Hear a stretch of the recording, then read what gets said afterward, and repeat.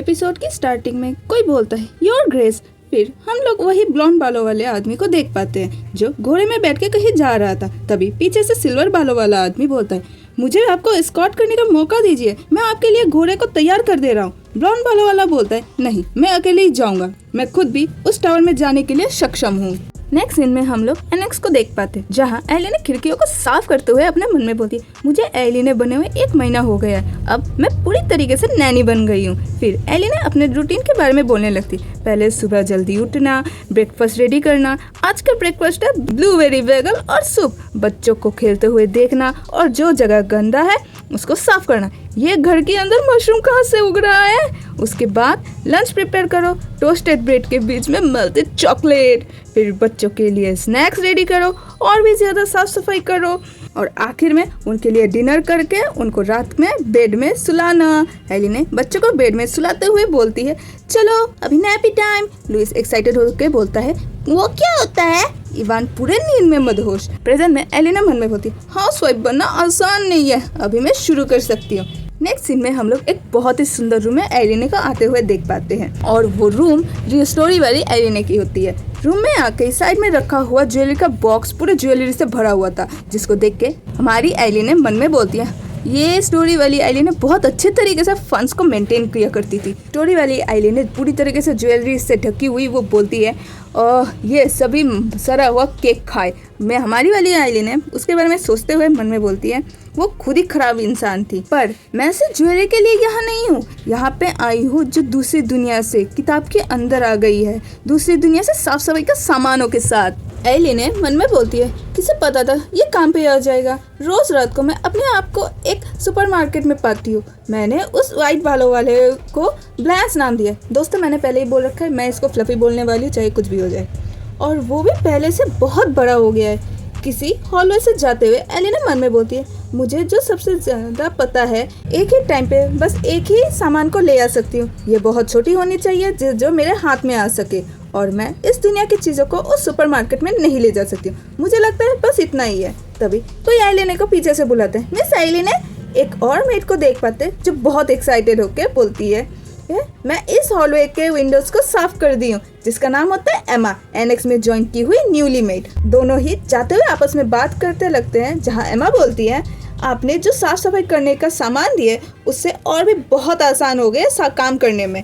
एलिने ये सुन के बोलती है मुझे खुशी हुई ये सुन के, अच्छी बात है तो दोनों मिलके चलो फ्लोर साफ करते हैं। फिर एलिने एमा को रिक्रूट करते टाइम को याद करते हुए बोलती है उन दोनों मेट्स को फायर करने के बाद जब मैं एमा को यहाँ का लाई थी तो वो बहुत कमज़ोर थी, पर अब ये बहुत एक्साइटेड और खुश रहती है। फिर हम लोग फ्लोर को देख पाते जो बहुत चमक रहा था, जिसको देख के एमा बोलती है वो मैंने आज से पहले कभी भी फ्लोर को इतना चमकते हुए नहीं देखा। एलिने प्राउडली बोलती है तुम कभी भी साइंटिस्ट के द्वारा बनाए गए फॉर्मूलाज को बीट नहीं कर सकती हो। एमा हैरान हो गए एलिने को देखने लगती है। एलिने एमा से तुरंत बोलती है कुछ भी तो नहीं। तभी उन दोनों का नाम लेते हुए ट्विन प्रिंस में से कोई उन दोनों के पास भाग के आता है। एलिने उसको देख के बोलती है प्रिंस लुइस आपको बाहर खेल के कैसा लगा। लुइस एक्साइटेड होकर एलिने को बोलता है हाँ पता है मैं आज पेड़ पे चढ़ाई किया हूँ, और हंसते हुए बोलते हैं अगली बार मैं आपके लिए एप्पल तोड़ के लाऊंगा। एलिने ये सुन के खुश होते हुए अपने मन में बोलती है ओह कितना क्यूट है। लुइस वहाँ पे जाते हुए बोलता है मैं जाके थोड़ा और चढ़ाई करने का प्रैक्टिस कर लेता हूँ। एमा बोलती है संभाल के। एलिने मन में बोलती ये अपने बड़ाई करने के लिए आई थी क्या। लुइस को जाते हुए देख के एलिने मन में बोलती ये शाइनी गोल्डन बाल सिर्फ रिहार्ड इंपीरियल फैमिली के पास ही है, मैं ट्रस्ट भी नहीं कर पा रही हूँ। इतने प्यारे बच्चों की कहानी इतना डार्क भी हो सकता होगा। इस टाइम तक एलिने जो स्टोरी वाली है उससे नफरत करती थी। तभी एलिने अपने पीछे कुछ नोटिस करती है और देखती है इवान उसके पीछे खड़ा हुआ था और वो भी गुस्से में, जिसको देख के एलिने बोलती है प्रिंस इवान आप। एलिने इवान से बोलती है आप कितनी देर से यहाँ पे खड़े हुए थे, और पूछती है क्या आपको भूख लगी है। ये सुन के इवान अपना मुंह घुमा लेता है और वहाँ से भाग जाता है। इवान को जाते हुए देख के एलिने मन में बोलती है और ये चले गए, ये था क्या वो गुस्सा है क्योंकि आज सुबह मैंने गलती से उनके ऑमलेट में सब्जी डाल दी थी इसीलिए।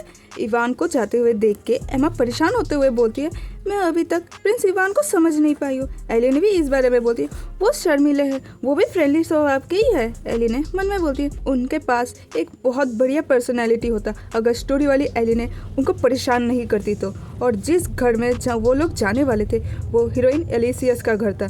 जब वो उसके साथ रह रहे थे तो कोई प्रॉब्लम नहीं थी, लेकिन स्टोरी की असली शुरुआत होती है कसर से मिलने के बाद। फिर हम लोगों को कसर का साइड व्यू दिखाया जाता है और उसका पूरा नाम बताया जाता है, जो है कसर व्लादिस्ला रिहार्ड। वो एक फॉर्मर क्राउन प्रिंस थे। उनके खुद के कारणों की वजह से उनको राजगद्दी से हटा दिया गया था। एम्पायर के मैड डॉग, जिसे ड्यूक की उपाधि से नवाजा गया था, और ये इस वर्ल्ड का सब मेल लीड था। एली ने मन में बोलती, जिसने उनको बचाई थी वो एक्चुअली फीमेल लीड ही थी। एलिशियस को बेहोश कसर मिला था, जो अपने ही गलत मेडिसिन की वजह से बेहोश हो गया था। उसने यानी एलिशियस ने कसर को बचाई थी और उसका इलाज भी की थी। पर जब टेम्पल वालों ने एलिसियस को बुलाए थे तो कसर और ट्विंस ने मिलकर लड़ाई किए थे उनको वापस लाने के लिए, और यही थी इस नोवेल की मेन स्टोरी। नेक्स्ट सीन में हम लोग किचन को देख पाते हैं, जहाँ एली ने सब्जियां का काटते हुए मन में बोलते। फिर स्टोरी का जो मेन हीरो था वो इस मामले को और भी कॉम्प्लिकेटेड कर देता था, और एली ने बोलती है, सूप के इस पॉट को यूज करने के लिए मैं अब वेट नहीं कर सकती हूँ। आज के ब्रेकफास्ट के लिए हम लोगों के मेन्यू में स्पेशल सूप। मैं सोच भी नहीं सकती कि बच्चे कितने खुश हो जाएंगे इसको देख के। एली ने अपने में खुश होते हुए बोलने लगती है, आज मैंने इस ईर्थन पॉट को खाना बनाने के लिए लाई हूँ उसी सुपरमार्केट से। तभी हम लोग एलिन के पीछे किसी को नोटिस करते, जिसको सेंस करते हुए एली ने उसी पॉट से उस इंसान के सर में दे मारती है और चिल्ला के बोलती है, चोर चोर। तो हम लोग देख पाते हैं वो पॉट 2 टुकड़ों में टूट जाता है। एली ने घबराते हुए मन में बोलती है, ये था क्या ये पीछे के दरवाजे से अंदर आ गया? मैं तो बस सुबह जल्दी से उठ के जल्दी से ब्रेकफास्ट बनाना चाहती थी। तभी एली ने कुछ नोटिस करती है और बोलती है, ये कैसी लाइट है? तो हम लोग उस गुस्सेल ब्लॉन्ड बालों वाले आदमी को देख पाते हैं, जिसको एली ने चोर समझ के उसके सिर में पॉट दे मारती है। उसको देख के एली ने सदमे में चली जाती है और उसको देखते हुए एली ने बोलने लगती है, ब्लॉन्ड बाल और पूरी तरह से परफेक्ट फेशियल स्ट्रक्चर। इसको देख के एलिन के मन में लड्डू फूटता है और उसके मन में यही सब आ रहा था, handsome guy alert, handsome guy alert. Elin excited होकर बोलने लगती है, ओ माय गॉड, ये मेरा पहली बार है जब मैंने किसी हैंडसम लड़के को मेरे सामने देख रही हूँ। जब से मैंने बॉडी स्विच किया तब से ये किसी मूर्ति की तरह लग रहा है। वो आदमी बेहोश पड़ा हुआ था। फिर उसको अच्छे से नोटिस करते हुए बोलने लगती है, एक हैंडसम आदमी जिसके ब्लॉन्ड हेयर है, वो कोई एक्स्ट्रा कैरेक्टर तो नहीं होने वाला। तभी एलिन के दिमाग में कुछ आता है। एलिन मन में बोलती, एक सेकंड, ब्लॉन्ड रिहार्ड एम्पायर में सिर्फ इंपीरियल फैमिली वालों के पास ब्लॉन्ड हेयर है ना? उस आदमी के नज़दीक जाते हुए और उसकी आंखों का कलर चेक करते हुए एलिन बोलती है, प्लीज़ ऐसा मत होना। नोवेल में मेन लीड मेल और सब मेल कैरेक्टर में से मेरे फेवरेट जो था वो एरोगेंट और ऑब्सेसिव था। वो हैंडसम और ब्लॉन्ड हेयर भी थे साथ में उसके, और उसकी आंखें रेड रूबी जैसी थी। एलिन उसकी आंखों को चेक करती है जो रेड रूबी कलर की ही थी, जिसको देख के एलिन सदमे में चली जाती है और बोलती है, ड्यूक कसर, ये सच्ची में कसर ही है। इस नोवेल में कसर को एक बीमारी है जिसका नाम मानिया है। इसको इस तरह से कैरेक्टराइज किया गया था कि जो हर समय लड़ाई करता रहे, डिस्ट्रक्शन करता रहे, हर पल वॉर में ही रहे। कोई ये ना जानते कि इसका कारण जो इसका कर्ज है वो है जिसका नाम मानिया है। पूरे एम्पायर को उनको वैनिश कर दिए थे वॉर के लिए। मानिया का कर्ज को कम करने के लिए एलरूबी फ्रूट को कंज्यूम करते थे जो पॉइजनस होता है। इसको बहुत लंबे टाइम से कंज्यूम करने की वजह से उनको माइग्रेशन की दिक्कत होने लगी।